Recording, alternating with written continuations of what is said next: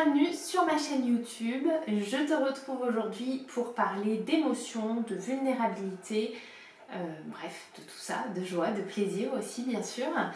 J'avais envie d'aborder ce sujet parce qu'en fait j'ai eu un message, un commentaire sous mon live Facebook de la semaine dernière. La semaine dernière, j'ai fait un live sur mon groupe privé Facebook à l'occasion du pré-lancement de mon nouveau programme qui s'appelle l'Expérience Wild Woman, où je partageais beaucoup, où j'expliquais un petit peu ce que c'était pour moi l'équilibre de vie, où j'ai parlé de sexualité, j'ai parlé d'émotions, j'ai parlé de corps, bref, j'ai parlé de beaucoup de sujets. Et j'ai quelqu'un qui me suit, une abonnée sur les réseaux, quelqu'un que je connais, qui m'a dit c'est hyper chouette de voir la face humaine et pas que l'entrepreneur. Et j'ai tout à fait bien pris ce message, il était très bienveillant. Mais ça m'a donné envie de te parler de ça en fait, parce que pour moi la vulnérabilité c'est vraiment quelque chose d'essentiel. C'est quelque chose d'essentiel, que ce soit la vulnérabilité ou toutes les émotions de toute façon, mais le fait de montrer ses émotions vraiment, c'est quelque chose d'essentiel, puisque c'est ça qui va permettre de vraiment créer du lien. De créer du lien avec sa communauté, de créer du lien avec ses clients, de créer du lien avec ses amis et de créer du lien partout en fait, dans toutes les sphères de notre vie. Je me suis toujours montrée vulnérable aussi loin que je me souvienne, en tout cas depuis le début de ma vie professionnelle. Je me suis toujours montrée vulnérable, même avec mes équipes, et c'était très important pour moi d'être un manager qui reconnaît ses erreurs, d'être un manager qui dit quand elle est fatiguée, d'être un manager qui soit humaine en fait, finalement, et qui ose vraiment dire les choses. Pour moi, c'était essentiel quand on manage une équipe. Si on ne partage pas ça, si on donne l'impression d'être une Wonder Woman et de tout faire et de tout arriver à faire et de ne jamais être fatiguée, de jamais faire d'erreur et de toujours avoir raison, ou pire, de s'approprier les idées des autres, pour moi c'est le pire scénario en fait qu'un manager puisse suivre. La vulnérabilité, elle est vraiment là pour souder les équipes, pour créer du lien et pour instaurer la confiance aussi, puisque se montrer vulnérable, c'est montrer à l'autre qu'on a confiance en lui et du coup lui permettre d'avoir aussi confiance en lui. Donc c'est essentiel aussi lorsqu'on est entrepreneur, bien évidemment, que ce soit dans sa communication sur les réseaux sociaux ou tout autre canal d'ailleurs, que ce soit sur YouTube, en podcast, etc.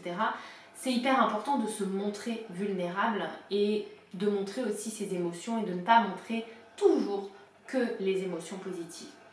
Parfois, ça peut être un vrai parti pris et un vrai choix de montrer les émotions positives, mais parfois, c'est pas requis en fait. Ce qui est requis, c'est de montrer autre chose, c'est de partager autre chose. Ensuite, dans la semaine, il y a un autre post qui est arrivé, un post sur Instagram, je sais même plus qui a posté ça, sur le sourire et le fait qu'on nous incite à sourire et qu'on nous oblige à sourire et que finalement, on tue un peu nos émotions et on tue notre vulnérabilité. Et j'ai trouvé ça hyper intéressant et c'est venu encore alimenter ma réflexion sur le sujet, de me dire mais pourquoi je devrais sourire en fait quand ça va pas? Pourquoi je ne devrais pas simplement accepter le fait que ça n'aille pas? Pourquoi je ne pourrais pas partager aussi quand ça va pas? Alors on n'est pas là pour faire de nos comptes Instagram des journaux intimes, c'est pas l'objectif. Mais il y a vraiment cet objectif de pouvoir partager assez librement finalement nos émotions de manière constructive. Et c'est là en fait toute la différence. Et c'est souvent ce que mes clientes ne comprennent pas bien au début quand je suis en coaching avec elles. Elles me disent mais moi quand ça va pas, je parle pas et du coup je parle pas pendant 8 jours. Après je culpabilise de ne pas avoir communiqué sur mes réseaux. Puis du coup je sais pas comment revenir, etc. etc. Et puis un jour il y a un déclic et elles partagent quand ça va pas et c'est pas forcément fait de la meilleure des façons. En tout cas c'est un peu maladroit, c'est la première fois et encore une fois c'est ok, il y a zéro jugement là-dedans. On fait comme on peut au début, on s'exerce, on s'entraîne et c'est très bien comme ça. Mais l'intérêt d'aller montrer aussi des émotions plutôt négatives et de partager aussi ses doutes, ses peurs, etc. surtout en tant que coach en fait, c'est de montrer aussi aux gens qu'on n'est pas parfaite, qu'on n'est pas des Wonder Woman et finalement qu'elles aussi, elles peuvent y arriver. Qu'on n'a rien d'exceptionnel, on n'a rien d'extraordinaire parce que c'est vrai en fait. On est tous des êtres exceptionnels, on est tous des êtres extraordinaires, mais moi plus qu'une autre, pas du tout. j'ai pas plus de pouvoir qu'une autre, j'ai pas plus d'optimisme que quelqu'un d'autre, j'ai pas plus de courage que quelqu'un d'autre, j'ai pas plus de capacité que quelqu'un d'autre en fait. On est vraiment tous et tous à égalité sur le sujet. Et le fait de montrer que parfois on a des périodes de doute et parfois des périodes de peur et de le faire de manière constructive, c'est-à-dire vraiment de montrer la voie et de dire ok, moi aussi je doute, moi aussi j'ai peur. Voilà ce qui m'est arrivé il y a 2 jours, voilà ce que j'ai fait pendant 2 jours et voilà pourquoi aujourd'hui je reviens. Et finalement, ça y est, la période noire, entre guillemets, est terminée. C'est pour ça qu'il est important de se montrer vulnérable. Peu importe votre métier, la vulnérabilité, c'est un atout extraordinaire pour quelqu'un. Ça montre son humanité, ça montre sa confiance, ça montre aussi sa légitimité pour moi. Et ça encourage davantage la proximité aussi. Peu importe, encore une fois, votre communauté, vos clients, peu importe en fait. Votre chéri, vos copains, votre responsable hiérarchique, parce que je sais que j'ai aussi des salariés qui m'écoutent et qui me regardent. Peu importe, la vulnérabilité est un réel atout. Je sais, c'est pas ce qu'on nous a appris. Encore une fois, c'est pas ce qu'on nous a appris. Parce que pleurer, ça le fait pas en fait. Ça se fait pas trop de se montrer en train de pleurer. C'est montrer ses faiblesses. Souvent, c'est ça, hein, la vulnérabilité est vraiment associée au mot faiblesse. Et c'est tellement dommage parce que c'est tout sauf une faiblesse en fait. Être capable de montrer ses émotions et d'assumer ses émotions, de les porter et de les véhiculer, c'est finalement être beaucoup plus fort que faible. Cacher ses émotions, de toute façon, tout ce qu'on cache, c'est une forme de faiblesse. Quand on cache quelque chose, c'est quelque chose dont on n'est pas fier, dont on a honte, qu'on ne veut pas montrer, dont on a peur aussi. Donc c'est là qu'est la faiblesse. Lorsqu'on montre ses émotions et on montre ce par quoi on passe et on partage ça, d'autant plus en tant que professionnel, je trouve que c'est d'autant plus important en tant que professionnel, c'est hyper important. C'est comme de savoir dire « je ne sais pas » quand vous ne savez pas. Je pense par exemple à toutes les graphistes, web designers qui m'écoutent. Il y a des fois, les clients, ils ont des demandes techniques. C'est important de dire « ok, aujourd'hui, je ne sais pas faire, mais je vais trouver et demain, je saurai faire ». C'est important d'être transparente dans ce qu'on fait, dans ce qu'on dit. C'est aussi se montrer vulnérable. Ça aussi, c'est se montrer vulnérable. De dire je ne sais pas faire, mais je vais trouver et demain je saurai faire. Ça, c'est constructif. C'est pas mon faire preuve de faiblesse, au contraire, c'est faire preuve de capacité d'adaptation, de créativité, d'imagination. Et c'est tout aussi important que d'être carrée, parfaite, de savoir tout faire, de savoir comment dire, de savoir contrôler ses émotions, parce que c'est ça qu'on nous a appris. On a appris à l'être humain, et donc à nous, quand on était petit, on nous a appris à savoir, à connaître, et surtout à contrôler. C'est important. Il faut planifier, il faut contrôler, il faut savoir. Tu dois savoir. Tu dois savoir ce que tu vas faire dans la vie, tu dois savoir quelle va être ta carrière, tu dois savoir quoi. Tu dois savoir, tu dois connaître beaucoup de choses, tu dois être cultivé. On nous a appris beaucoup de choses. On nous a appris à ça et on nous a appris du coup à cacher nos émotions, à les enfouir, à ne pas les montrer, à ne pas montrer la douleur, à ne pas montrer la tristesse, à ne pas montrer l'inquiétude, à ne pas péter des plombs, à ne pas plein de choses en fait. On nous a vraiment appris à ne pas exprimer nos émotions et d'autant plus chez les hommes, j'ai envie de dire que là vraiment les hommes ne doivent pas pleurer. Si tu pleures, t'es pas un homme. Enfin, c'est quand même des injonctions qui sont hyper dures. Parce qu'ici, effectivement, on parle de femmes, je m'adresse aux femmes, ma clientèle est féminine. Mais les hommes ont des injonctions de fou aussi, quoi. Ne pas pleurer, c'est une injonction qui est énorme pour les hommes. Vous imaginez, ils peuvent pas montrer leurs émotions. On leur interdit de montrer leurs émotions. Depuis tout petit, on leur dit que s'ils pleurent, ce ne sont pas des vrais hommes. C'est juste dramatique. Et ça, c'est juste la honte en fait. C'est vraiment juste la honte. Donc pour moi, la vulnérabilité, elle est importante encore une fois dans toutes les sphères de votre vie. C'est important de se montrer vulnérable au travail, comme je vous le disais. C'est important pour moi en tant que coach, par exemple, de vous partager mes périodes de doute. Je ne le fais pas sur le moment, je ne le fais pas à chaud, je ne le fais pas sur l'instant parce que sur l'instant, je n'ai pas la solution. sur l'instant j'ai pas compris parfois, ou j'ai pas les bons mots pour m'exprimer tout simplement. Par contre, je finis toujours par le faire, par exprimer mes doutes, mes peurs, ce par quoi je passe. C'est un peu souvent des podcasts un petit peu, je sais pas, journal de bord on va dire, où je vous partage un petit peu mon vécu, mon expérience, pour vous montrer que moi aussi je passe par des périodes de doute, moi aussi je passe par des périodes de stress, des périodes de peur, des périodes où je croule sous les questions et où j'ai aucune réponse. Moi aussi ça m'arrive et c'est normal et c'est ok, et le jour où ça m'arrivera plus, je m'inquiéterai en fait, parce que ça voudra dire que j'évoluerai plus en fait, puisque les émotions sont là aussi pour nous faire évoluer. Et toutes les périodes comme ça que vous allez traverser dans votre vie pro ou dans votre vie perso, de doute, de questionnement, c'est des périodes inconfortables, mais c'est des périodes qui vous permettent de passer au niveau supérieur et de vraiment expanser, de vraiment grandir et d'évoluer. Donc les émotions, c'est quelque chose de positif, c'est quelque chose de bien, c'est quelque chose de constructif, si on décide d'en faire quelque chose de constructif, encore une fois. Là, libre à vous d'en faire quelque chose de constructif ou de vous complaire dans des émotions négatives et de rester coincé dans ces émotions négatives. C'est important de les accepter, c'est important de les vivre aussi et de prendre le temps de les vivre.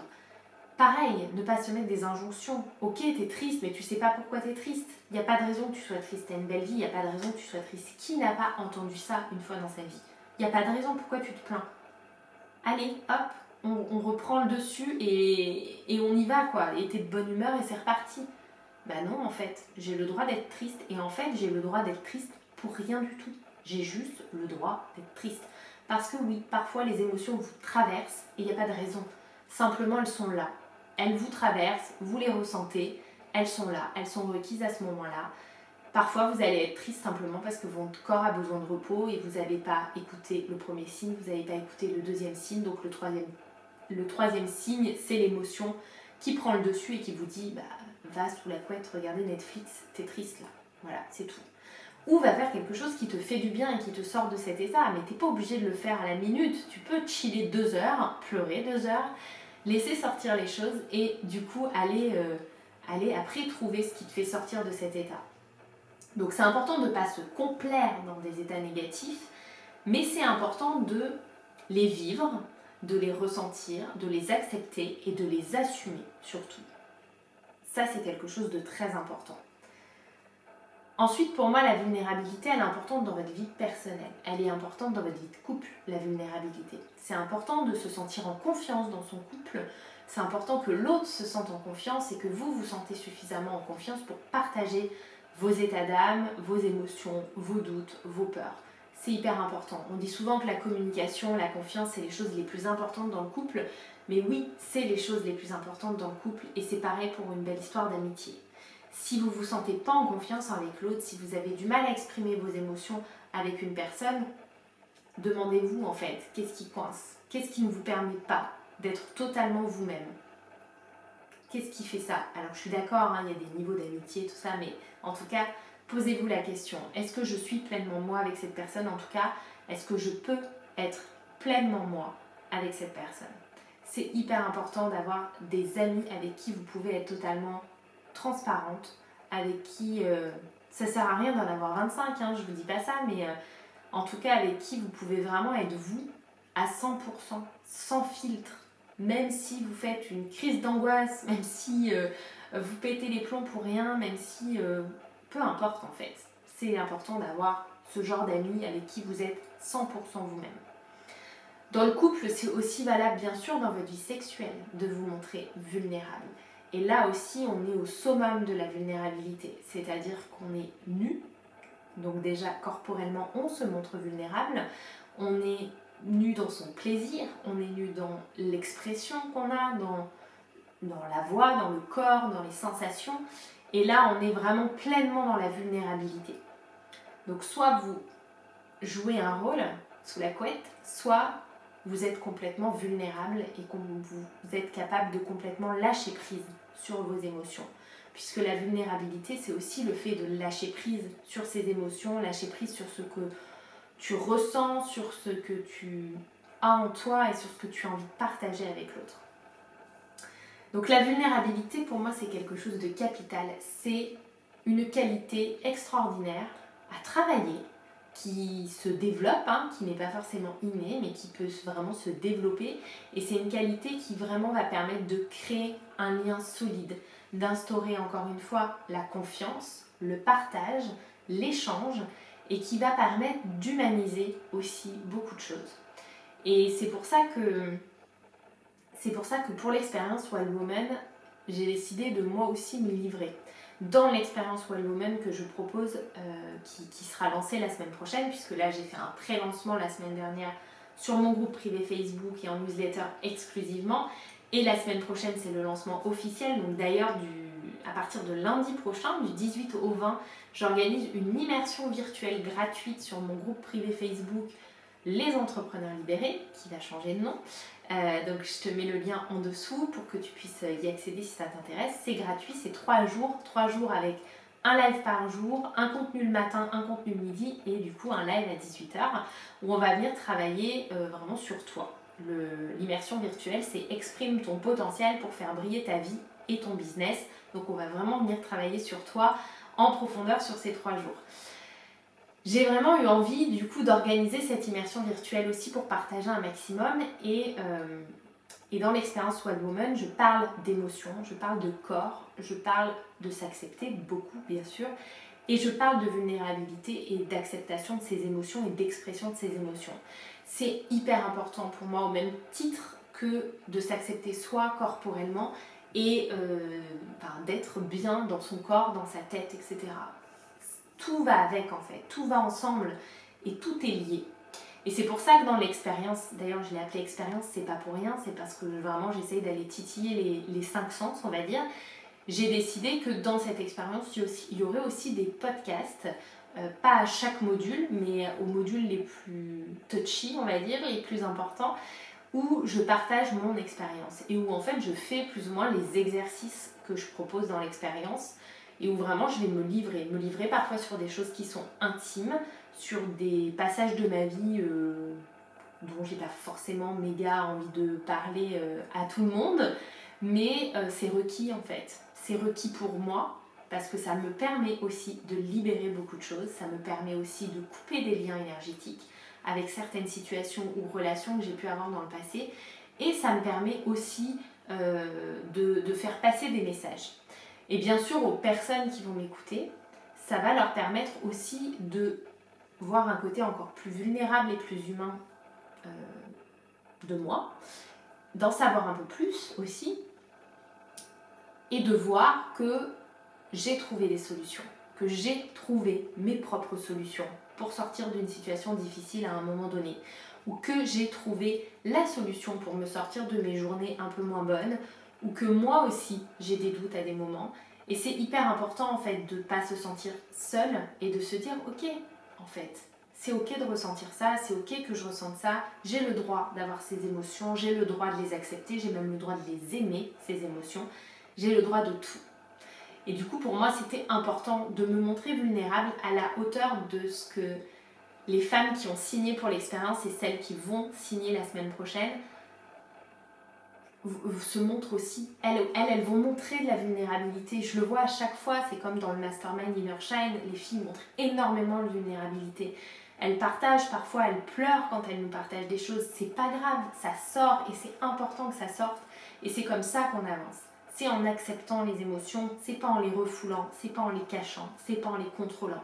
En contrôlant, en refoulant, en cachant nos émotions, on fait qu'exacerber le problème finalement, on fait qu'exacerber l'émotion en elle-même, on fait qu'exacerber ce qu'on ressent et on fait qu'exacerber finalement les moments difficiles. C'est en les libérant et en les exprimant qu'on va pouvoir vraiment avancer et passer au niveau supérieur. Donc notre corps, encore une fois, ne nous fait passer que de beaux messages, que de belles choses. Il nous dit simplement le chemin à suivre, après à nous de le suivre ou non. Et pour moi, le chemin de la vulnérabilité, c'est juste le plus beau des chemins. Et je pense que c'est quelque chose qui va de plus en plus se voir sur Internet. On a beaucoup déshumanisé, soyons très clairs, avec des programmes automatiques, avec etc., des programmes en ligne. On a beaucoup déshumanisé les choses, on a beaucoup monté des vidéos, on a beaucoup photoshopé des photos, etc.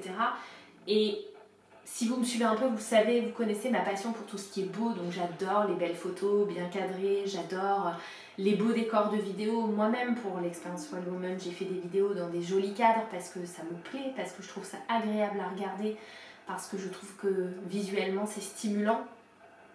Mais il est important de venir humaniser tout ça et de venir partager une part de vous-même sur les réseaux sociaux pour de vrai, et de venir partager aussi une part de vous vulnérable dans vos programmes, dans vos services, dans vos coachings, dans vos produits que vous fabriquez aussi, dans l'histoire de votre marque.